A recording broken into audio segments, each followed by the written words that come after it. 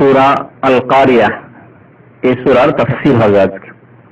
এই সূরায় মহান আল্লাহ কিয়ামতের কথা উল্লেখ করেছেন। প্রথম, যেদিন পৃথিবী ধ্বংস হয়ে যাবে এবং কিয়ামত কায়েম হবে, যেদিন মানুষের বিচার হবে এবং সেই দিনের যে অবস্থা, সেই দিন পাহাড়ের পর্বতের কি অবস্থা হবে, মানুষের কি অবস্থা হবে, সেই দিকে ইঙ্গিত করা হয়েছে।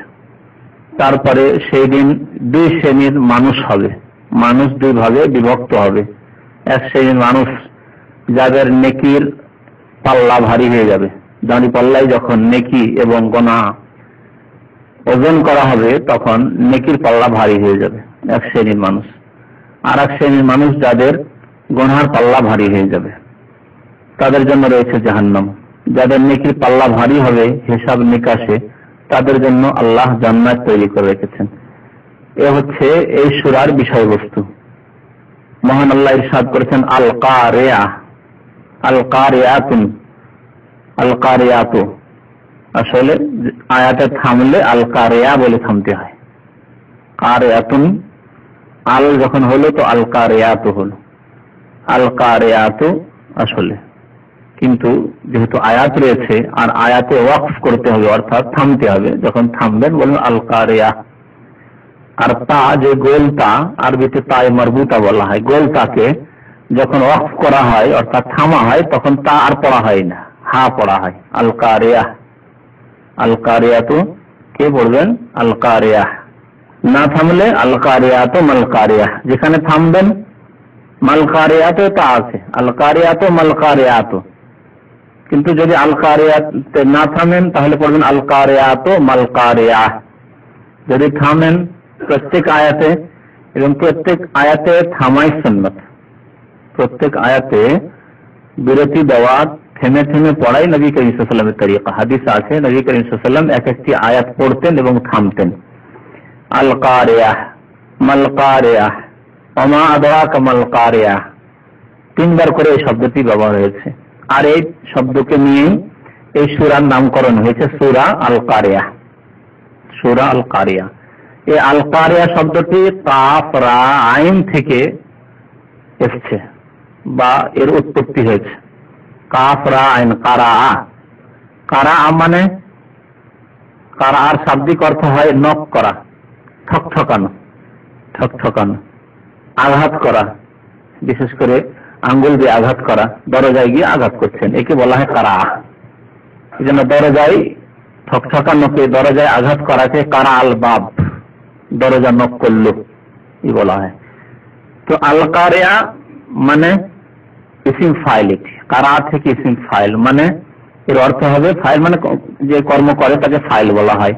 তো কারা মানে নক করা বা ঠকঠকানো বা করাঘাত করা, আর আল কারিয়া মানে ঠকঠককারিনী, মুয়ান্নাস স্ত্রীলিঙ্গ শব্দ ব্যবহার হয়েছে। আল কারিয়া থেকে আল কারিয়াতু মুয়ান্নাস, ঠকঠককারিনী অথবা করাঘাতকারিনী, যে করাঘাত করে। তো এই হচ্ছে এর শাব্দিক অর্থ। শাব্দিক অর্থ হচ্ছে আল কারিয়ার যে ঠকঠককারিনী বা করাঘাতকারিনী। আল্লাহ বলছেন আল কারিয়া, ঠকঠককারিনী, করাঘাতকারী বা কারিনী। মাল কারিয়া, মা মানে কি, মাল কারিয়া, কারিয়া বা কি জিনিস, ঠকঠককারিনী বা কি জিনিস, কি বস্তু। ওমা আদরাকা মাল কারিয়া, আবার আল্লাহ জিজ্ঞেস করেছেন ওমা আদরাকা, হে নবী আপনি কি জানেন। ওমা, মা মানে কি, আদরা মানে জানানো। ওমা আদরাকা, তোমাকে কে জানাবে, কোন জিনিসে জানাবে, কোন বস্তুতে জানাবে যে মাল কারিয়া, কারিয়া বা কি জিনিস। আল্লাহ রাব্বুল আলামিন এইভাবে কোন জিনিসের গুরুত্ব দেখাবার জন্য, কোন জিনিসের গুরুত্ব দেখাবার জন্য এইভাবে প্রশ্ন করে থাকেন আর জবাব দিয়ে থাকেন আল্লাহ রাব্বুল আলামিন। যেমন রয়েছে আল হাক্কাতু মাল হাক্কা, ওমা আদরাকা মাল হাক্কা। হাক্কা 29 পারায় হাক্কা সম্পর্কে। হাক্কা মানে সত্য, হাক থেকে সত্য জিনিস, সত্যি সত্যি যে অনুষ্ঠিত হয় সেই জিনিস আল হাক। ওমা আদরাকা মাল হাক্কা, তুমি জানো কি মাল হাক্কা, আল্লাহ জিজ্ঞেস করছেন। তারপরে আল্লাহ বর্ণনা করেছেন সে হাক্কা সম্পর্কে। এইরকমের কারিয়া সম্পর্কে আল্লাহ জিজ্ঞেস করছেন, আবার বর্ণনা করছেন যে কারিয়া কি জিনিস। এই কারিয়া হচ্ছে কিয়ামতের একটি নাম, যেমন হাক্কা হচ্ছে কিয়ামতের একটি নাম, গাশিয়া হচ্ছে একটি কিয়ামতের নাম। হাল আতাকা হাদিসুল গাশিয়া, আচ্ছন্নকারী, ঢেকে নিবে মানুষকে, বালা মুসিবত বিপদ চারিদিক থেকে ঢেকে নিবে, এইরকম দিন গাশিয়া। তো আল্লাহ রাব্বুল আলামিন এখানে জিজ্ঞেস করছেন ওমা আদরাকা মাল কারিয়া, এইভাবে লাইলাতুল কদরের গুরুত্ব দেখাবার জন্য আল্লাহ জিজ্ঞেস করেছেন ওইভাবে, ইন্না আনজালনাহু ফি লাইলাতুল কদর ওমা আদরাকা মা লাইলাতুল কদর, তুমি জানো কি মা লাইলাতুল কদর, তোমাকে জানাবে কে? জানাবার কেউ আছে আল্লাহ ছাড়া? আল্লাহ ছাড়া কে জানাবার নেই।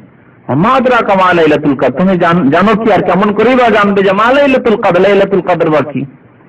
তারপরে আল্লাহ এর গুরুত্ব বাড়াবার জন্য এইভাবে জিজ্ঞেস করে নিজেই জবাব দিচ্ছেন লাইলাতুল কদর খায়রুম মিন আলফি শাহর, লাইলাতুল কদর খায়রুম মিন আলফি শাহর। ওই রকমই আল্লাহ বলছেন ওমা আদরাকা মাল কারিয়া, বলার পরে আল্লাহ নিজেই জবাব দিচ্ছেন যে তোমাকে জানার তো আর কেউ নেই, জানার তো কোনো সূত্র নেই কারিয়া সম্পর্কে, অর্থাৎ কিয়ামতের দিবস সম্পর্কে, সেই দিন যে বিপজ্জনক অবস্থা, হাহাকার অবস্থা এ সম্পর্কে। ইয়াউমা ইয়াকুনুন নাসু কাল ফারাশিল মাবসুস ওয়া তাকুনুল জিবালু কাল আহমিল মানফুস, আল্লাহ নিজে বর্ণনা করেছেন গুরুত্ব দেখাবার জন্য। আমরা আমাদের নিজের ভাষায় কোরআনে সর্বোত্তম অলংকার রয়েছে, সর্বোচ্চ অলংকার রয়েছে, আর অলংকার যুক্ত ভাষায় আমরাও কথা বললে এইভাবে এই ভঙ্গিমায় কথা বলি। কোন একজন ব্যক্তিত্ব সম্পর্কে যদি পরিচয় করাতে হয়, সাধারণভাবে সাধারণ মানুষের সাথে বসে আছি, কেউ চেনে না, পরিচয় করাচ্ছে, হয়তো আমি আপনি কেউ পরিচয় করাচ্ছি, তো পরিচয় তো সোজা ভাষায় করে দিলে হয় যে ইনি হচ্ছেন অমুক, এই একটা তরিকা ভঙ্গিমা কারো পরিচয় করা, ইনি অমুক, কিন্তু এতে অত গুরুত্ব হলো না। কিন্তু যদি বলেন এইভাবে তুমি জানো কি ইনি কে, তোমরা জানো কি ইনি কে, জি, আকর্ষণ বেড়ে গেল, মানুষের আকর্ষণ, জানার আকর্ষণ বাড়িয়ে দিলেন আপনি এই কথাটা দিয়ে। তোমরা জানো না এই সম্পর্কে, জানো কি আর কেমনে বা জানবে? তোমরা তো জানো না, আমি যদি না যাই কেমন করে বা জানবে? তোমরা জানো কি? তারপরে উত্তরটা দিচ্ছেন যা ইনি হচ্ছেন অমুক অমুক, ইনি হচ্ছেন একজন সুশিক্ষিত মানুষ, ইনি হচ্ছেন একজন দিনদার মানুষ, ইনি হচ্ছেন তার 40 বছরের অভিজ্ঞতা রয়েছে, ইত্যাদি ইত্যাদি গুরুত্ব বাড়িয়ে দিলেন তুমি জানো কি বা তোমরা জানো কি বলে। তো আল্লাহ রাব্বুল আলামিন কিয়ামতের গুরুত্ব যাতে করে সে সম্পর্কে সজাগ হয়, মানুষ জানে, উপলব্ধি করে, বোঝে যে কি পরিস্থিতি, কি অবস্থা হবে, সেজন্য আল্লাহ বলছেন ওমা আদরাকা মাল কারিয়া। আচ্ছা, কিয়ামতের নাম কারিয়া কেন বলা হলো? হাক্কা বলা হলো যেহেতু সে চিরসত্য, কিয়ামত যে হবে চিরসত্য কথা, আল হাক্কা। গাশিয়া বলা হলো যেহেতু সেই দিন বিপদ চারিদিকে মানুষকে ঢেকে দেবে। কারিয়া কেন বলা হলো? কারা মানে নক করা, থকথকানো। তো মানুষের এমন বিপদ হবে যে সেই দিন মানুষের অন্তরে যেমন আঘাত হানবে এই দিন, আর এই দিনের অবস্থা মানুষের অন্তরে আঘাত নিয়ে আসবে, এমন আঘাত নিয়ে আসবে যে আঘাতের কথা কোরআনে আল্লাহ বলেছেন যে যেই দিন কিয়ামত কায়েম হবে সেই দিন ইয়াউমা ইয়ানফাখু ফিস-সূরি ফাফাযিআ মান ফিস-সামাওয়াতি ওয়া মান ফিল আরদ, যেদিন সিংহায় ফুৎকার দিয়ে দেওয়া হবে, কিয়ামত অনুষ্ঠিত হয়ে যাবে, সেই দিন কিয়ামত কায়েম হবে, সেই দিন ফাফাযিআ মান ফিস-সামাওয়াতি ওয়া মান ফিল আরদ, সেই দিন আকাশ এবং জমিনে যে কেউ রয়েছে, জিন রয়েছে, মানুষ রয়েছে, ফেরেশতার পর্যন্ত, ফাফাযিআ সবাই ঘাবড়িয়ে যাবে। ফাফাযিআ মানে ভয়ে ভীত হয়ে ঘাবড়িয়ে যাওয়া, ফাফাযিআ মান ফিস-সামাওয়াতি ওয়া মান ফিল আরদ।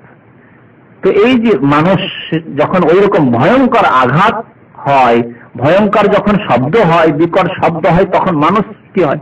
ঘাবড়িয়ে যায়।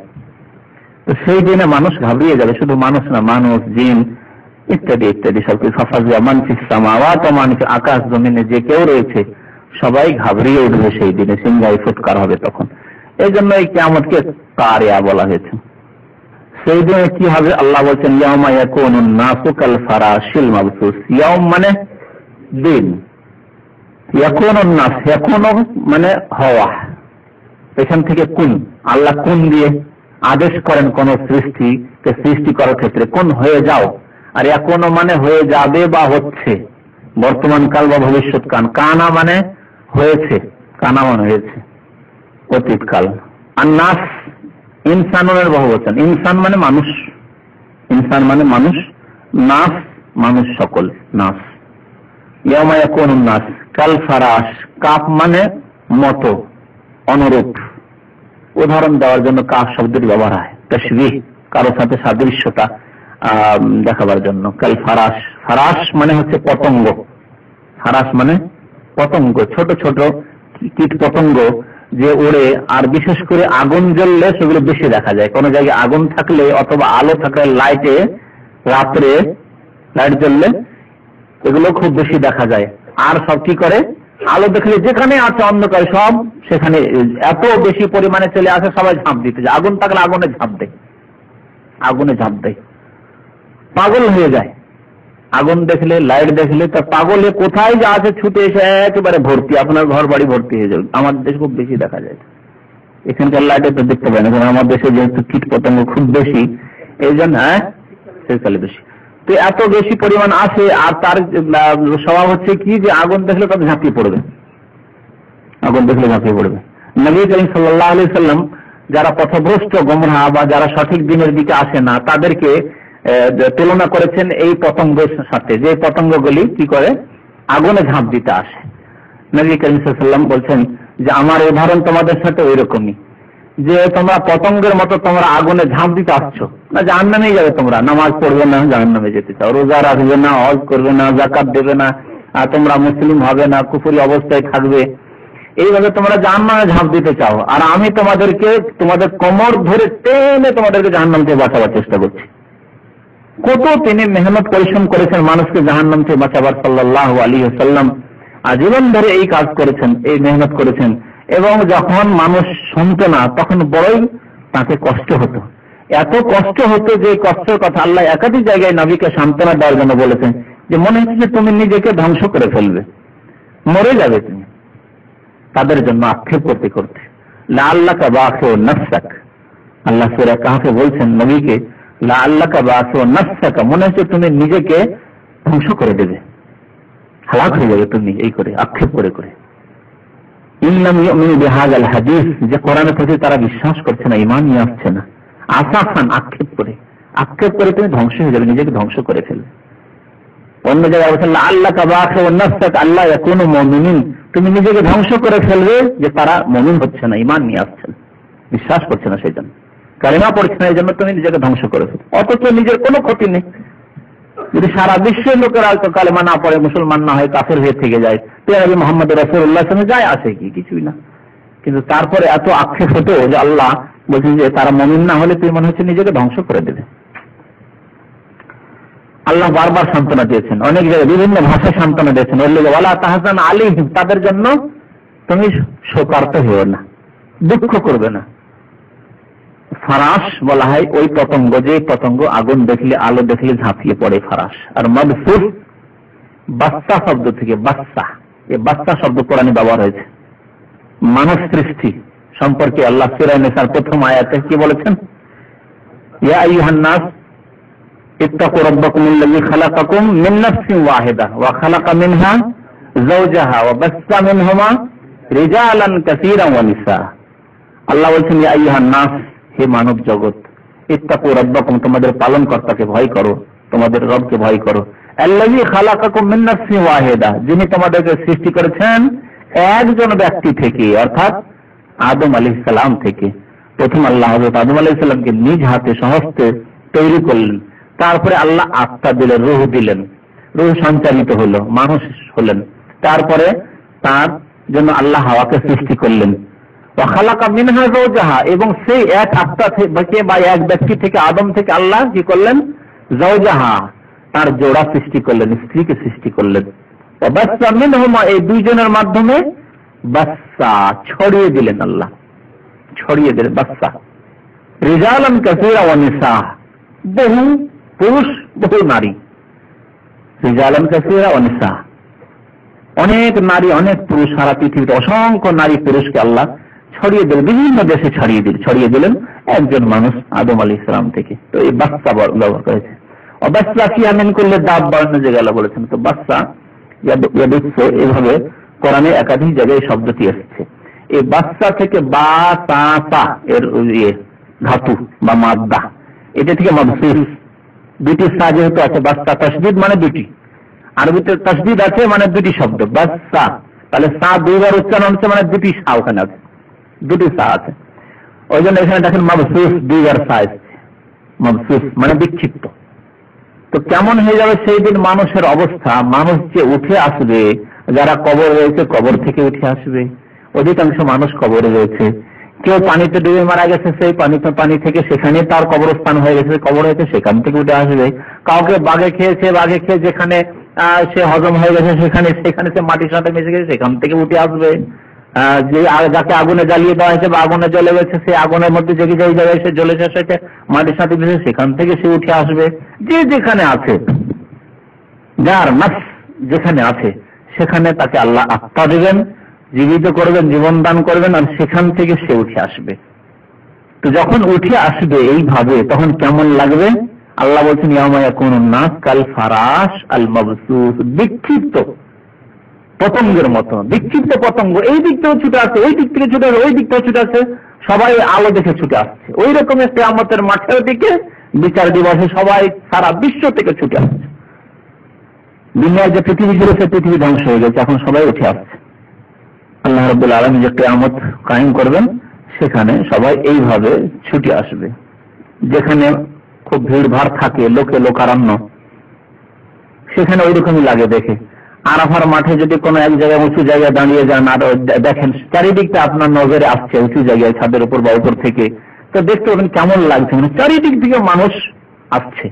তো পৃথিবীতে যদি এই আরাফাতে কটি লোক হয়, কত ভাগ আর হতে পারে? বর্তমান পৃথিবীতে যে লোকগুলি আছে, যে মানুষ আছে নারী পুরুষ, তার কয় ভাগ? কোনো ভাগে আসবে না মনে হয়, হ্যাঁ কোনো ভাগে আসবে না, পার্সেন্টেজ হয়তো আসবে না।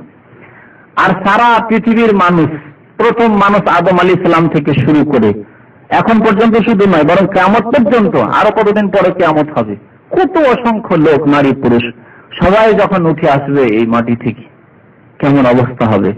আল্লাহ রাব্বুল বলেন কাল ফারাশিল মাবসুস, বিক্ষিপ্ত। এটি একটি দিকের। আর বিক্ষিপ্ত পতঙ্গের অর্থ, বিক্ষিপ্ত পতঙ্গ পাগলের মতো, ওর হুঁশ জ্ঞান থাকে না। হুঁশ জ্ঞান থাকলে কি আর আগুনে ঝাঁপবেই? এমন অবস্থা, ভয়ঙ্কর অবস্থা হবে সেই দিনের, যে সেই দিন হুঁশ জ্ঞান থাকবে না। সেই দিন কোনো মানুষের হুঁশ জ্ঞান থাকবে না। হাই কি হবে, নিজের নফস ছাড়া কিছু বুঝছে না, না মা না বাবা না আত্মীয় না স্বজন না ছেলে নামে কোনো কিছু স্মরণ আসবে না। এই কথা আল্লাহ একাধিক জায়গায় কোরআনে বলেছেন, ইয়াউমা ইয়াফিরুল মারউ মিন আখিহি ওয়া উম্মিহি ওয়া আবিহি ওয়া সাহিবাতিহি ওয়া বানিহি। এক অপরকে দেখে পালাবে, নিজের স্ত্রীকে দেখে স্বামী পালাবে, স্বামীকে দেখে স্ত্রী পালাবে, কেউ কারোর সাথে পরিচয় নেবে না। শুধু তাই নাই, উলঙ্গ হয়ে উঠবে। নবী করিম সাল্লাল্লাহু আলাইহি ওয়াসাল্লাম কি বলেছেন? উলঙ্গ হয়ে উঠবে, খালি পায়ে, খালি শরীরে কোনো কাপড় নেই, পায়ে কোনো জুতো স্যান্ডেল নেই। আর গোরলান, তিনটি শব্দ নবী রাসূল বলেছেন, ইউহশারুন নাসু ইয়াউমাল কিয়ামাতি হুফাতান উরাতান গোরলান। কিয়ামতের দিনে মানুষকে আল্লাহ হাসর করবেন, অর্থাৎ সমবেত করবেন, হুফাতান উরাতান। হুফাতান মানে খালি পায়ে, হাফি বলে খালি পায়ে যে ব্যক্তি থাকে, বহুবচন তার হুফাত, খালি পায়ে, পায়ে জুতো স্যান্ডেল থাকবে না। উরাতান আরির জামা, আরি মানে উলঙ্গ অবস্থায় একেবারে। গোরলান এবং খাতনাবিহীন অবস্থায়। খাতনা করা রয়েছে মুসলিমদের, খাতনা থাকবে না, আর সেদিন খাতনা থাকবে না, বিনা খাতনায় সবাই। আল্লাহ কোরআনে বলেছেন, কোরআনে একটি আছে, কামা বাদানা আউয়ালা খালকিন নুঈদুহু, যেভাবে প্রথম দিন আমি তাকে সৃষ্টি করেছিলাম, মায়ের পেট থেকে ভূমিষ্ঠ এসেছিল, সেই দিকে আমি ফিরিয়ে দেব তাকে, ওইভাবে কিয়ামতে উপস্থিত হবে। মা আয়েশা রাদিয়াল্লাহু তাআলা আনহা এই হাদিস শোনার পরে কি বলেছিলেন নবী করিম সাল্লাল্লাহু আলাইহি ওয়াসাল্লামকে? ইয়া রাসূলুল্লাহ আর-রিজাল ওয়ান নিসাউ জামিয়ান, অসংখ্য নারী পুরুষ এইভাবে সমবেত হবে, আর আপনি বলছেন সব উলঙ্গ অবস্থায়, খালি পায়ে, খালি শরীরে, আর এইভাবে, কেমন কথা হলো এই দৃশ্য? এটি আর ভালো লাগবে? লজ্জাকর ব্যাপার স্যাপার, মানুষের ইজ্জত নজরে আসবে। আয়েশা রাদিয়াল্লাহু তাআলা অবাক হচ্ছেন। নবী করিম সাল্লাল্লাহু আলাইহি ওয়াসাল্লাম কি বলছেন? ইয়া আয়েশা তো আল আমরু আশাদ্দু মিন আন ইয়ানজুরা বা'দুহুম ইলা বা'দ। হে আয়েশা, সেই দিনের অবস্থা এর থেকে অনেক কঠিন থাকবে, যে কেউ কারো দিকে দেখবে, এই কল্পনাও করবে, কেউ কারো দিকে তাকাবে এবং তাকাবার খেয়াল হবে তার। বিক্ষিপ্ত পতঙ্গের মতো, বিক্ষিপ্ত পতঙ্গ। অল্প একটু জ্ঞান থাকলে কোনো জীব নিজের জীবন দিতে চায় না। হ্যাঁ, যদি জ্ঞান থাকে তাহলে জ্ঞান থাকা অবস্থায় কেউ, কোনো জীব, মানুষের কথা বাদ দেন, কোনো জীব জেনে শুনে নিজের জীবন দিতে চায় না, যে আমার এখানে জীবন চলে যাবে, আমি পড়ে যাই ওখানে ঝাঁপ দিই। এই কাজ কোনো জীব করে না জ্ঞান থাকলে। জ্ঞান না থাকে তখন আলাদা কথা। কাল ফারাশিল মাবসুস, ওয়াতাকুনুল জিবালু, এবং হয়ে যাবে। ইয়াকুনু কানা, ইয়াকুনু থেকে তাকুনু, ইয়াকুনু মুযাক্কার পুরুষলিঙ্গ, তাকুনু হচ্ছে স্ত্রীলিঙ্গ। ওয়াতাকুনুল জিবাল, জিবাল যেহেতু বহুবচন জামা ব্যবহার হয়েছে সেই জন্য এখানে তাকুনু ব্যবহার করা হয়েছে। ওয়াতাকুনুল জিবাল, জিবাল হচ্ছে জাবালনের বহুবচন জামা। ওয়াতাকুনুল জিবালু, পাহাড় পর্বতমালা হয়ে যাবে। কি হয়ে যাবে? কাল এহন, কা মানে একটু আগে বললাম, হ্যাঁ, মতো, অনুরূপ। এহন, এহনের দুটি তাফসীর করা হয়েছে, দুটি অনুবাদ করা হয়েছে, দুটি ঠিক। একটা হচ্ছে পশমের কাপড়, যে পশম না হয় ওটা আলাদা, পশমের কাপড়। আর একটি হচ্ছে তুলোর মতো। তো পশমের কাপড় যদি ছিন্ন ভিন্ন হয়ে যায় তো তার কোনো অস্তিত্ব থাকে না, একটু হালকা বাতাস হলে উড়ে কোথা থেকে কোথা চলে যাবে। এহেন রঙিন পশমকে আরবি ভাষায় বলা হয় মানফুস। মানফুস মানে চূর্ণ বিচূর্ণ বা ধুনিত, চূর্ণ বিচূর্ণ, তাহলে যে চূর্ণ বিচূর্ণ হয়ে রয়েছে এই রকমের রঙিন পশমের মতো, একটি তরজমা বা তাফসীর। আর একটি হচ্ছে এহেন মানে তুলো, আর মানফুস মানে ধুনিত। তো বুঝেন তো, আমাদের দেশে ধুনিয়া বলে, যারা এই পেশা করে তাদেরকে ধুনিয়া বলে। তো ধুনিয়ার আগে ধুনে তুলো ধোনার পরে যদি একটু বাতাস থাকলে সব উড়িয়ে নিয়ে যাবে। হ্যাঁ, যেখানে লেপ ভর্তি করা হয় বা আপনার আমাদের দেশে ওই তোষক তৈরি করে, সব তৈরি করা, ওখানে বাতাসের জায়গায় রাখা হয় না, সব উড়িয়ে নিয়ে যাবে।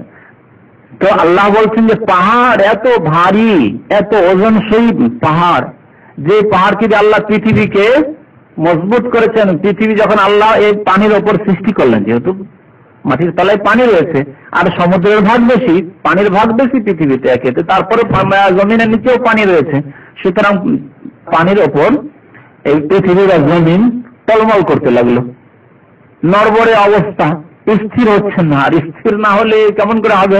বসবাসযোগ্য হবে না, কোনো মানুষ বসবাস করতে পারবে না।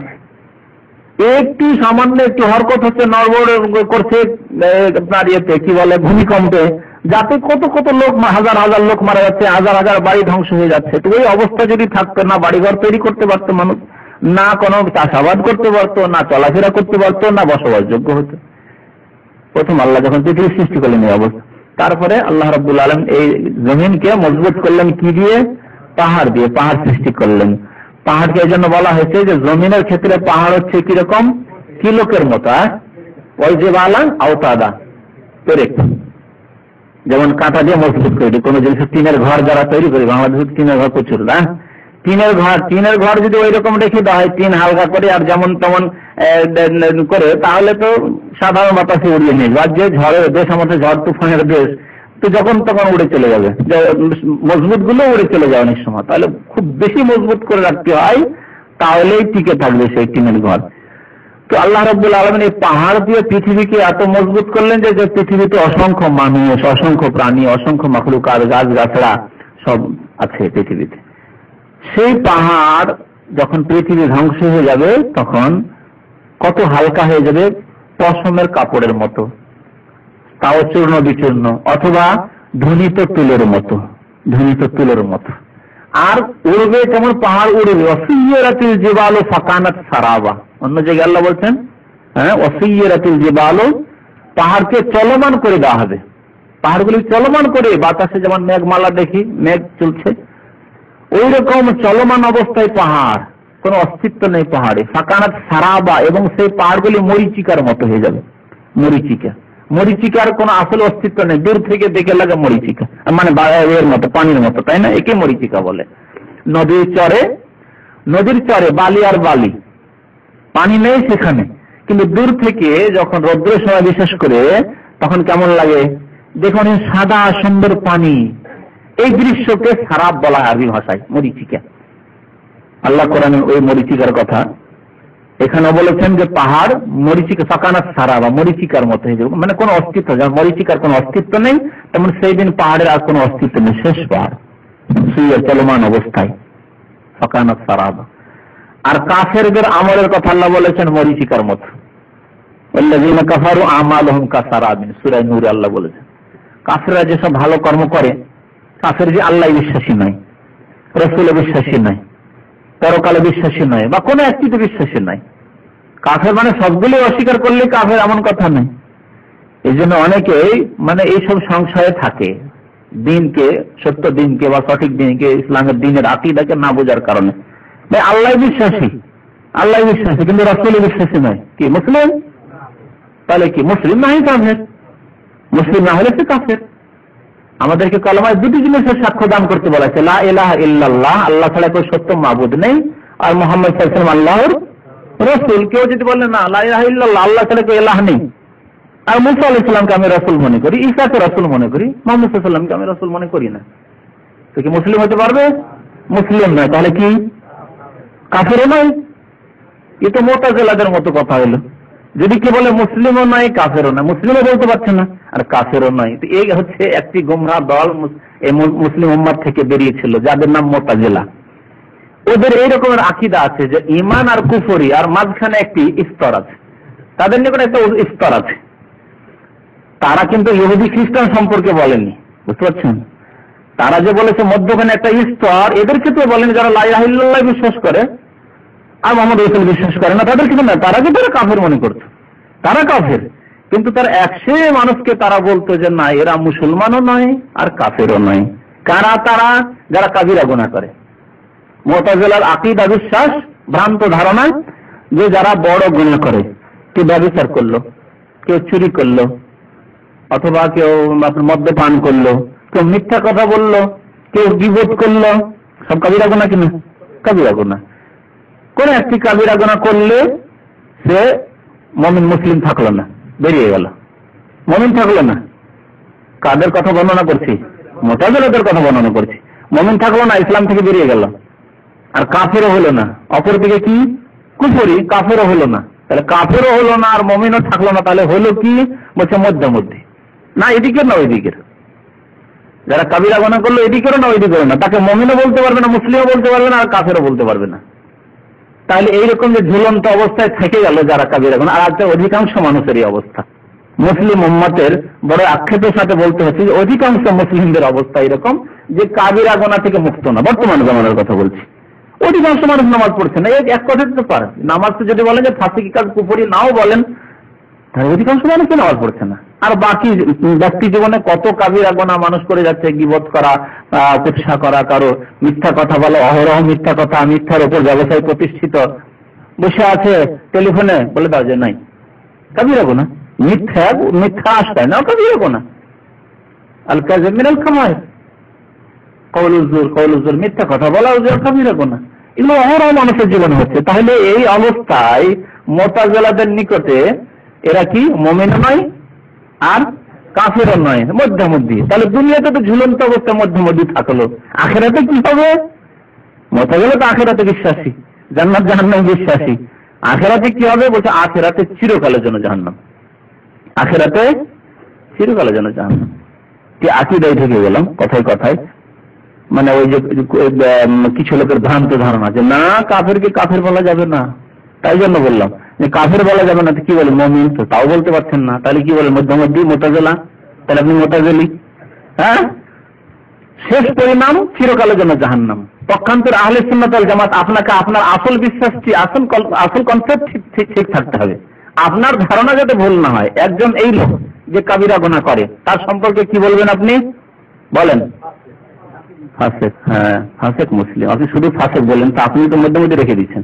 শুধু ফাসিক বললে কেমন করে বুঝে মুমিন থাকলো না কাফের হলো? বলেন মুমিনুন ফাসিকুন বা মুসলিমুন ফাসিকুন, সে মুমিন প্লাস আরেকটি উপাধি পেল, কাবিরা গুনাহ করে আরেকটি উপাধি পেল ফাসিক। মুমিনুন খালিসুন না, যে ব্যক্তি সত্যিকার মুমিন কাবিরা থেকে বেঁচে থাকে বলে মুমিনুন খালিস মুমিন, নিছক মুমিন। আর এ হচ্ছে মুমিনুন ফাসিকুন, মুমিন ফাসিক। মুমিন থাকলো, তাহলে কাফের হলো না, কোন কাবিরা গুনাহর কারণে কাফের হয় না। কিন্তু মৌলিক আকীদার কোন একটি অংশকে যদি অস্বীকার করে, মুহাম্মদ রাসূলুল্লাহ রিসালাতকে অস্বীকার করলো, তাহলে সে কাফের হয়ে গেল। যে ঠিক আছে সব কিছু বিশ্বাস করি, কিন্তু জান্নাত আমি বিশ্বাস করি না, জাহান্নাম বিশ্বাস করি না, ওগুলো সৃষ্টি হয়নি, তাহলে কাফের। সবই বিশ্বাস করি কিন্তু জান্নাত জাহান্নাম নেই, বরং পুনর্জন্ম আছে, হিন্দুদের কথাই ঠিক, কাফের। আল্লাহ বিশ্বাস করে, শিরক করে না, সবকিছুই করে, কিন্তু হিন্দুদের আকীদা বিশ্বাসী, সে কাফের। সে কাফের। আকীদার ক্ষেত্রে কোনো একটি অংশ, 6টি যে ঈমানের স্তম্ভ, 6টির কোনো একটি অংশকে অস্বীকার করলে সে কাফের। সবই বিশ্বাস করে, আমি তকদীরে বিশ্বাস করি না, আল্লাহ লাহে মাহফুজে তকদীর লিখিনি। কেউ যদি বলেন আল্লাহ লাহে মাহফুজে তকদীর লিখিনি, কেমন কথা হলে যে অগ্রিম আল্লাহ লিখে দিয়েছেন, এই যুক্তি যদি কেউ পেশ করে, কি বলবো? যে তুমি কাফের, কুফরি করলে তুমি, যেহেতু আকীদার একটা অংশকে অস্বীকার করলে। সমস্ত জিনিস অস্বীকার করা জরুরি নয়, কোন একটি জিনিস অস্বীকার করলে 6টি জিনিসের। এবং পরকালের ক্ষেত্রে অনেকটি ক্ষেত্র আছে, অনেকগুলি ক্ষেত্র আছে। পরকাল, কবর থেকে নিয়ে একেবারে লাস্ট জান্নাত জাহান্নাম পর্যন্ত কোন একটি জিনিসকে, যেটি কোরআন এবং সহিহ হাদিস দ্বারা প্রমাণিত, অস্বীকার করলে কাফের। তো কি বলছিলাম, যে কাফেরদের আমল মরীচিকার মতো দেখতে পাবে তারা কালকে আমাদের, যারা কাফের সৎকর্ম করেছে।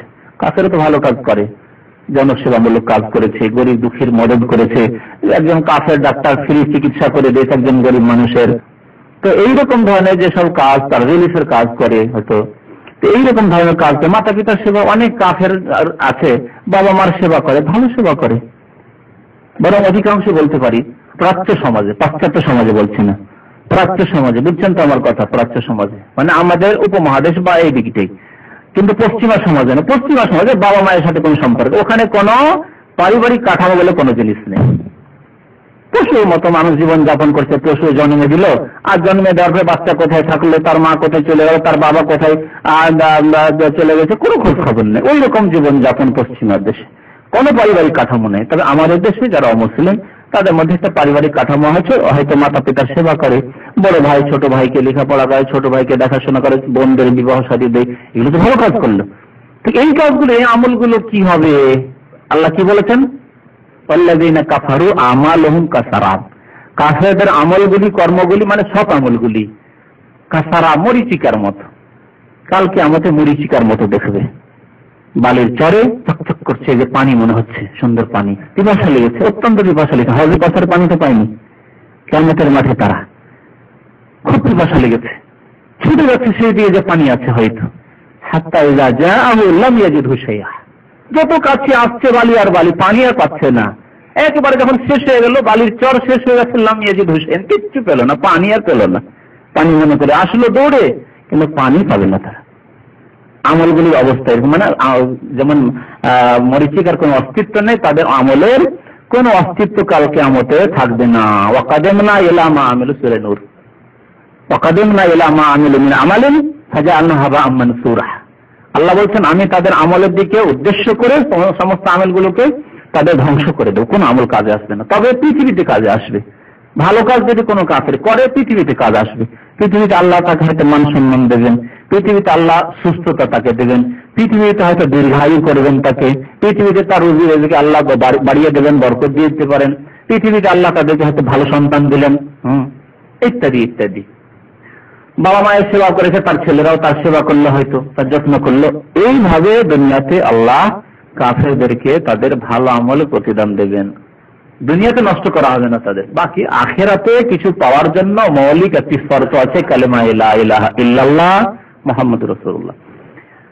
তো আল্লাহ বলছেন, ওয়াতাকুনুল জিবালু কাল ইহনিল মানফুশ, সেই দিন পাহাড় হয়ে যাবে ধুলিত তুলোর মত। ফাআম্মা মান সাকুলাত মাওয়াজিনু, সেই দিন বিচার হবে, আর বিচার হলে সেই দিন মানুষের আমল ওজন হবে। আমলকে আল্লাহ ওজন করবেন। আল্লাহ বলেছেন ওজন করব, গণনা করবেন না। বুঝছেন কেন? এই রহস্য বলতে পারেন। আল্লাহ যদি গণনা করেন তাহলে বিদআতির আমল বেড়ে যেতে পারে, গণনা হবে না আল্লাহর কাছে। একজন মানুষ, একটি উদাহরণ দিচ্ছি, একটি ছোট উদাহরণ, এই ছোট বড় উদাহরণ অনেক আছে। একজন মানুষ এখান থেকে উমরায় গেল, যাওয়ার পরে দিনে 10টি উমরা, আর আমার মতো একজন লোক 1টি উমরা করলো।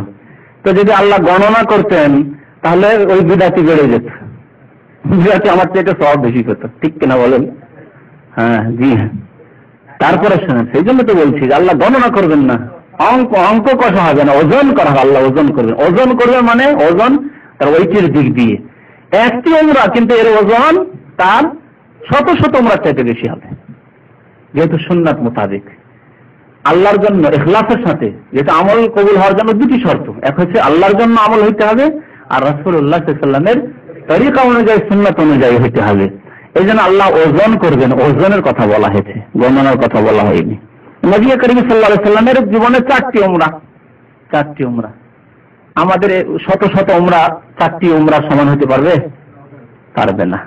প্রথম কথা ইখলাস নিষ্ঠায় আকাশ পাতাল তফাৎ। আমাদের ইখলাস, একজন মুসলিম সাধারণ মুসলিমের ইখলাস আর আম্বিয়া ওয়া রাসূলের ইখলাস, সাহাবায়ে কেরামদের ইখলাস অনেক তফাৎ, ওখানে তফাৎ হয়ে গেল। আবার সুন্নাত তরিকায় সেটি সম্পাদনের ক্ষেত্রে তফাৎ। অনেকে সুন্নাত ছাড়া আমল করে, সে নামাজের ক্ষেত্রে, হজের ক্ষেত্রে, উমরার ক্ষেত্রে, নামাজের ক্ষেত্রে নেন। বলেন আমার মতো লোক বা এরকম অনেকে আছেন যারা সেই হাদিস মোতাবেক যারা নামাজ পড়েন, হয়তো এশার নামাজ 7 রাকাতই পড়লেন, 7 রাকাত, 4 রাকাত ফরজ পড়লেন, 2 রাকাত সুন্নাত রাতিবা পড়লেন, 1 রাকাত বেতর পড়লেন, হলো কত? 7 রাকাত। আর একজন ভাইরা পড়লো 17 রাকাত, 17 রাকাত নামাজ পড়লো। যদি আল্লাহ গণনা করতেন কত রাকাত দিনে হচ্ছে, ক্যালকুলেটর দিয়ে, তাহলে তো তারা বেড়ে যেত। তা হবে না আল্লাহর কাছে। প্রথম কথা আল্লাহর ইখলাস দেখা হবে, আল্লাহ রাব্বুল আলামিন বান্দার ইখলাস দেখবেন আল্লাহ রাব্বুল আলামিন। এবং দ্বিতীয় হচ্ছে যে সুন্নাত মোতাবেক নামাজ হলো কিনা। নামাজ 7 রাকাতই পড়লেন, সুন্দর করে নামাজ পড়লেন, যেভাবে নামাজ ধীর স্থিরতার সাথে, ইতমিনানের সাথে, সুকুনের সাথে পড়তে বলা হয়েছে। আর একজন লোক 17 রাকাত পড়লো, আপনার আগে ফারিগ হয়ে চলে গেছে, ঠিক কিনা? সালাম ফিরতেই উঠে সুন্নাত শুরু হয়ে গেছে। আর আপনি সালাম ফেরার পরে আস্তাগফিরুল্লাহ আস্তাগফিরুল্লাহ আস্তাগফিরুল্লাহ যত দোয়াগুলি আছে নবী সাল্লাল্লাহু আলাইহি ওয়াসাল্লামের সুন্নাত মোতাবেক সব দোয়াগুলি পড়লেন। 3 বার করে সূরা ইখলাস, নাস, ফালাক পড়লেন, আয়াতুল কুরসি পড়লেন, 33 বার সুবহানাল্লাহ বলেন, 33 বার আলহামদুলিল্লাহ বলেন, 33 বার আল্লাহু আকবার পড়লেন। এগুলি পড়ে আমার বিদাতি ভাইরা পড়ে না। সালাম ফিরলে ইমাম সাহেব সালাম, আসসালামু আলাইকুম, আসসালামু আলাইকুম রাহমাতুল্লাহ, যদি মোনাজাতের দেশ হয় তাহলে তো মোনাজাতের অপেক্ষা একটু করলো। আর যদি মোনাজাতের দেশ না হয়, আরব দেশে হয় যে মোনাজাত নেই, তাহলে উঠেই সুন্নাত শুরু করে দিল। সুন্নাতের খেলাফ, এই নামাজ হচ্ছে সুন্নাতের খেলাফ। যদি সংখ্যা দিতে অনেক নামাজ পড়লো, জি, আর আপনি নামাজ ফরজ পড়লেন না, সুন্নতি পড়লেন, ভিতর পড়লেন, কিন্তু আপনি নফল বেশি পড়লেন না সুন্নাত মোতাবেক। নবী সাল্লাল্লাহু আলাইহি ওয়াসাল্লাম যেখান থেকে নামাজ আরম্ভ করেছেন ওখান থেকে আপনি নামাজ আরম্ভ করলেন, যেখানে গিয়ে নবী নামাজ শেষ হয়েছে সেখানে আপনি শেষ করলেন, যেভাবে নবী নামাজের পরে দোয়াগুলি পড়েন সেইভাবে দোয়াগুলি পড়লেন। আর একজন লোক নামাজ শুরু করলো গলত দিয়ে, বিসমিল্লাহ গলত, নামাইতে দিয়ে নামাজ শুরু করলো, যায় নামাজের দোয়া দিয়ে নামাজ শুরু করলো। জি হ্যাঁ, প্রথম থেকে গলত ছিল, সুন্নত তরিকা নয়, সুন্নতের খেলাফ তরিকা দিয়ে, অথচ তার নামাজের সংখ্যা অনেক বেশি। কি করে সমান হবে? এই জন্য আল্লাহ ওজনের কথা বলেছেন, গণনার কথা বলা হয়নি। আল্লাহ বলছেন আম্মা মান সাকলাত মাওয়াজিনুহু, যে ব্যক্তির সাকলাত ভারী, সাকলা মানে ভারী, সাকিল মানে ভারী, এর থেকে সাকলাত, মাওয়াজিনুহু মিজানের বহুবচন, যার পাল্লা কি হয়ে যাবে, দানি পাল্লা ভারী হয়ে যাবে, মানে নেকির পাল্লা ভারী হয়ে যাবে। এখানে নেকির পাল্লা উদ্দেশ্য করা হয়েছে। নেকির পাল্লা যার ভারী হয়ে যাবে সেই ব্যক্তি সৎ লোক, তার সৎ আমল বেশি। সুতরাং ফাহুয়া ফি ঈশাতির রাদিয়া, সেই ব্যক্তি ফি ঈশাতির রাদিয়া, ঈশাতুন মানে জীবন, আয়েশ মানে জীবন, আয়েশ আশা মানে বেঁচে থাকা, আশা ঈশ মানে বেঁচে থাকা, জীবন যাপন করা, সেখান থেকে ঈশাতুন মানে জীবন। আর রাদিয়া মানে সন্তোষজনক, রাজি হয়ে যাওয়া থেকে রাদিয়া, তো সন্তোষজনক সে জীবন পাবে, সন্তোষজনক জীবন পাবে আল্লাহর কাছে। অর্থাৎ আল্লাহ রাব্বুল আলামিন তাকে এমন জীবন দান করবেন জান্নাতে, যেটি হবে তার জন্য বড় সন্তোষজনক, আরামদায়ক জীবন হবে, সন্তুষ্ট থাকবে, আল্লাহ তার উপর সন্তুষ্ট এবং সে আল্লাহর নিয়ামতের উপর সন্তুষ্ট। রাদিয়াল্লাহু আনহুম ওয়া রাদু আনহু, আল্লাহ অনেক জায়গায় কোরআন আল্লাহ বলেছেন যে জান্নাতি যারা হবে সৎ মানুষ, আল্লাহ তাদের উপর রাজি হয়ে যাবে এবং তারা আল্লাহর উপর রাজি হয়ে যাবে, আল্লাহর নিয়ামত পেয়ে খুশি হয়ে যাবে। একটি হাদিসে আছে যে আল্লাহ রাব্বুল আলামিন যখন জান্নাতীদেরকে জান্নাতে দিয়ে দেবেন আর জাহান্নামীরা জাহান্নামে চলে গেল, তখন আল্লাহ জান্নাতীদেরকে ডাক দেবেন, ইয়া আহলাল জান্নাতে, হে জান্নাতীরা। তখন জান্নাতীরা ভয়ে ভয়ে আল্লাহর জবাব দিবে, জানি না কি যে হয়, হয়তো আর অন্য কিছু হুকুম হবে নাকি, কোনো গুনাহ থেকে গেছে নাকি জানি না, এরকম একটু ভয় হবে তাদের অন্তরে। তারপরে বলল আল্লাহকে লাব্বাইক ওয়া সাদাইক ওয়াল খায়রু কুল্লুহু বিয়াদিক, হে আল্লাহ তোমার দরবারে হাজির, তোমার কথায় হাজির, ওয়া সাদাইক হাজির হাজির, ওয়াল খায়রু কুল্লুহু, সার্বিক কল্যাণ তোমার হাতে আল্লাহ, তোমার কাছে সার্বিক কল্যাণ। তখন আল্লাহ বলবেন যে তোমাদেরকে আর কিছু দেব কি, আর কিছু চাও তোমরা? তখন জান্নাতীরা বলবে, আল্লাহ আর কি চাই, আল্লাহ আল্লাহ তুমি জান্নাত দিয়ে দিয়েছো, আর আবার কি চাই? আর কিছু চাই না, জান্নাত পেয়েছি আল্লাহ, আর কি চাইবো তোমার কাছে। ওয়াকাদ আতাইতানি মা লাম ইউতি আহাদাম মিন খালকিকা, শুধু তাই নয়, প্রত্যেকে অনুভব করবে যে আমার চাইতে বেশি কাউকে দেওয়া হয়নি। একটি কথা মনে রাখবেন, যেহেতু জান্নাতে বিভিন্ন স্তর হবে, তো আম্বিয়া রাসূলদের স্তর, সিদ্দিকিনদের স্তর, শাহাদাতের স্তর, তারপরে সালেহিনদের স্তর, আর সালেহিনদের পরে আবার নিম্ন শ্রেণীর যারা হবে তাদের স্তর, আবার যারা বেশ কিছু সময় জাহান্নামে পুড়ে পুড়ে তারপরে জান্নাত হবে তাদের স্তর। নিম্ন শ্রেণীর যে জান্নাতি হবে সেও এই অনুভব করবে না যে আমি নিম্নমানের জীবন যাপন করছি জান্নাতে, বা আমার জান্নাতটি ওদের মতো নয়। যদি এই অনুভূতি থাকতো তাহলে তো শান্তি পেত না দুনিয়ার মতো। হ্যাঁ, যেমন কেউ যদি পাকা ঘরে থাকে কিন্তু ঘরে এসি নেই আর ফ্রিজ নেই, আর পাশে 5 স্টার হোটেলেরা থাকে, রাতেই এত ভাড়া, ওর আমি তো 5,000 টাকা বছরে 5,000 রিয়াল ভাড়া দিয়ে আমি থাকি, আর একজন 15,000, 20,000, 30,000, 40,000 ভাড়া, আর কি তার ফ্ল্যাট, আর এই সেই, মানসিক শান্তি হয় না। সে এত সুখী আর আমরা এত দুঃখে। ওর বাড়িতে ফ্রিজ আছে, আমার বাড়িতে ফ্রিজ নেই, আমি শুধু পাংখা দিয়ে চালাই। দেশের কথা বলছি, এখানে তো এসি, গরিব মানুষ হলেও এসি রয়েছে তার কাছে। দেশে মনে করেন কারো বাসাতে লাগাচ্ছে, ঢাকায় দেখছে এসি লাগা, পাশের বাড়ি এসি নেই, কোন রকম গরমেও পাংখা দিয়ে থাকতে হচ্ছে, বা পাংখার ব্যবস্থা নেই, হাতের পাংখা দিয়ে চলছে। তাহলে মানসিক শান্তি পাচ্ছে না এরা। বিশেষ করে ইমানের দুর্বলতা, আমলের দুর্বলতা থাকলে মানসিক শান্তি পাওয়া যায় না এই ক্ষেত্রে। তো জান্নাতে যদি এরকম হতো, অনুভব করতে যে বাপরে বাবা এত বড় বড় মর্যাদা ওদেরকে দেওয়া হয়েছে, আর আমি কোথায় এখানে পড়ে আছে নিম্ন শ্রেণীর মানুষ জান্নাতে, তাহলে কোনো শান্তি পেত না। অথচ আল্লাহ কি বলেছেন, ওয়ালাকুম ফিহা মা তাশতাহি আনফুসুকুম, তোমাদের মন যা চাইবে তাই তোমাদেরকে দেওয়া হবে। প্রত্যেককে বলা হয়েছে, প্রত্যেকের ক্ষেত্রে না, যে জান্নাতে তোমাদের যা ইচ্ছা চাইবে তাই দেওয়া হবে। তো এমন হবে যে সবাই নিজে নিজে যা কিছু পেয়েছে তা নিয়ে এত খুশি থাকবে যে আমার চাইতে বেশি কেউ পায়নি। তাই ওই জান্নাতীরা বলবে যে আল্লাহ আর কি চাইবো তোমার কাছে, আল্লাহ আর কি বা আশা করবো, তুমি এমন কিছু দিয়েছো যে মালাম তুইতে আহাদাম মিন খালকে, তোমার কোন সৃষ্টিকে এত দাওনি যা আমাকে দিয়েছো। অথচ নিম্ন শ্রেণীর একজন জান্নাতি হয়েছে, সেও বলবে আমার চাইতে বেশি কেউ পায়নি, আর কি চাইবো। তখন আল্লাহ কি বলবেন, একটি জিনিস দেবো, আর একটি জিনিস তোমাদেরকে দেবো, ওহিল্লু আলাইকুম রিদওয়ানি ফালা আসখাতু আলাইকুম আবাদা, আমি আজকে তোমাদের উপর সন্তুষ্ট হয়ে গেলাম, এরপরে কোনদিন অসন্তুষ্ট হব না, অসন্তুষ্ট হব না। জি, আর একটি হাদিসে আল্লাহর সাক্ষাৎ দিদারের কথা আছে, কিন্তু এতে আছে আল্লাহর রেজামন্দির কথা। এই যে সন্তোষজনক জীবন যাপন করবে, জান্নাত পেয়ে গেল, আল্লাহ রাজি, আল্লাহ রাজি থাকলে আর চিন্তা কি, আল্লাহ রাজি হয়ে গেছে। আল্লাহ ঘোষণা করে দিয়েছেন যে তোমাদের জন্য চিরকালের জন্য আমি রাজি হয়ে গেলাম, সন্তুষ্ট হয়ে গেলাম, তোমাদের কোনোদিন আর অসন্তুষ্ট হব না।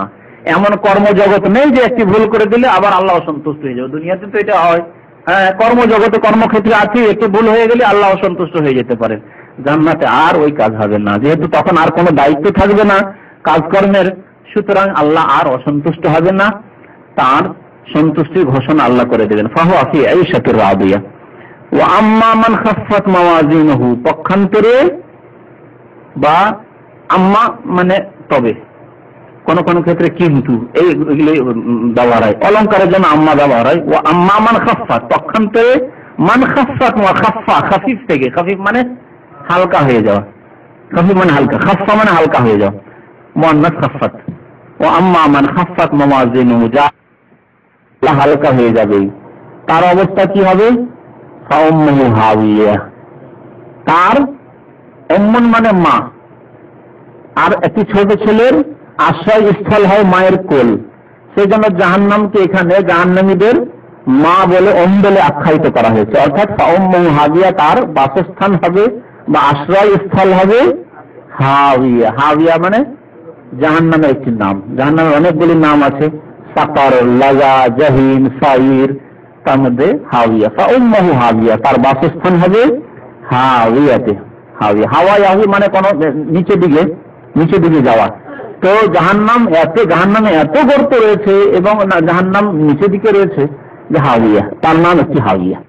তো ফাউম্মুহু হাওিয়া, আল্লাহ বলছেন তার বাসস্থান হবে হাওিয়াতে। এই আয়াত দ্বারা বোঝা গেল যে কাফের জাহান্নামে যাবে, তার কোনো নেক আমল নেই, আখিরাতে কোনো নেক আমল তার জন্য নেই, সে তো জাহান্নামে যাবে। কাফেরদের ওজনের প্রয়োজন নেই, তাদের জন্য দাঁড়িপাল্লা কায়েম করার প্রয়োজন নেই। সেই জন্য আল্লাহ তাদের ক্ষেত্রে বলেছে ফালা নকিমু লাহুম ইয়াউমাল কিয়ামাতি ওয়াজনা, তাদের জন্য কিয়ামতের দিন কোনো ওজন কায়েম করে দাঁড়িপাল্লা কায়েম করব না, বিনা হিসাবে জাহান্নাম। আর এক শ্রেণীর মুমিন আছে, অপর শ্রেণীর মুমিন, তারা বিনা হিসাবে জান্নাত, বিনা হিসাবে জান্নাত। আল্লাহ রাব্বুল আলামিন দাঁড়িপাল্লা কায়েম করে যাদের নেকি রয়েছে গুনাহ রয়েছে, নেকি রয়েছে গুনাহ রয়েছে তাদের জন্য দাঁড়িপাল্লা কায়েম হলো। তারপরে যাদের নেকির পাল্লা ভারী হয়ে গেল, নেকি বেশি জীবনে, তারা জান্নাতে চলে গেল। যাদের গুনাহর পাল্লা ভারী হয়ে গেল তারা জাহান্নামে যাবে। যদি মুমিন হয় তাহলে এই যে গুনাহ ছিল, গুনাহর পরিমাণ সময় আল্লাহ রাব্বুল আলামিন ভালো জানেন যে কার জন্য কত সময়, কত হাজার বছর, কত শত বছর জাহান্নামে গেলে গেলে তারপরে মুমিন মুসলিম যদি হয় আর পাপিষ্ঠ ছিল, গুনাহগার ছিল, ত্রুটি ছিল, তাহলে জান্নাতে ফিরে আসবে। কাফের যদি হয় কোনদিন আর জাহান্নাম থেকে বেরিয়ে আসবে না। এক শ্রেণীর লোকের কথা শুধু থেকে গেল, এক শ্রেণীর লোকের কথা থেকে গেল যাদের নেকি আর গুনাহ সমান হয়ে যাবে। নেকি গুনাহ দুটি সময় দাঁড়িয়ে পাল্লে দেখা গেল যে একেবারে বরাবর, কিছু কারণে রোজা থাকবে, তারপরে রোজা সব দিয়ে যে বরাবর হয়ে গেল, তখন কি হবে? আচ্ছা, আয়াতগুলি শেষ করেনি। তারপর ওমা আদরাকা মা হিয়া, আল্লাহ বলছেন হে নবী তুমি জানো কি, বা তোমাকে কে জানাবে? মা হিয়া, সে হাইয়াতি কি? মা হিয়া মানে তাহা কি, মানে হাইয়াতি কি, হাইয়া সম্পর্কে জানো? আল্লাহ নিজেই আবার জবাব দিচ্ছেন হাইয়া সম্পর্কে। মা হিয়া আসলে ছিল, আর এই যে লাস্টে যে হা আছে, এই হাটি বাড়িয়ে দেওয়া হয়েছে অলঙ্কারের জন্য, মা হিয়া হায় সাক্তা, মা হিয়া আসলে ছিল মা হিয়া মানে সেটি কি? নারুন হামিয়া, সেটি হচ্ছে প্রজ্বলিত আগুন। হামিয়া, হামিয়া মানে গরম হয়ে যাওয়া, হামিয়া মানে উত্তপ্ত হওয়া, গরম হওয়া। এই জন্য জ্বরকে হোম্মা বলে, জ্বরকে কি বলে? হোম্মা বলে। হোম্মা থেকে হামিয়া, নারুন হামিয়া, উত্তপ্ত বা প্রজ্বলিত আগুন। সেটি জাহান্নাম কিসের নাম? প্রজ্বলিত আগুনের নাম, উত্তপ্ত আগুনের নাম। সে কেমন উত্তপ্ত? সাধারণ উত্তপ্ত, পৃথিবীর আগুনের মতো? পৃথিবীর আগুন চাইতে 69 গুণ, মানে মানে ওর 1 ভাগ বলা হয়েছে। দুনিয়ার আগুনটিকে, পৃথিবীর আগুনকে 70 ভাগের 1 ভাগ বলা হয়েছে, তাহলে 69 গুণ বেশি তাপ এই জাহান্নামের আগুনের। সেই আগুন থেকে আল্লাহ রাব্বুল আলামিন আমাদের সবাইকে যেন তার রহমতে বাঁচিয়ে নেন এবং তার জন্য আমাদেরকে সৎ আমলের জন্য তৌফিক দান করেন, আমিন। তবে যাদের নেকি এবং বদি, গুনাহ এবং সওয়াব, নেকি সমান হয়ে যাবে, তাদের কথা আল্লাহ সূরা আরাফে বয়ান করেছেন। সূরা আরাফে তাদের কথা আল্লাহ বর্ণনা করেছেন। আসহাবুল আরাফ তাদের কথা বলা হয়েছে।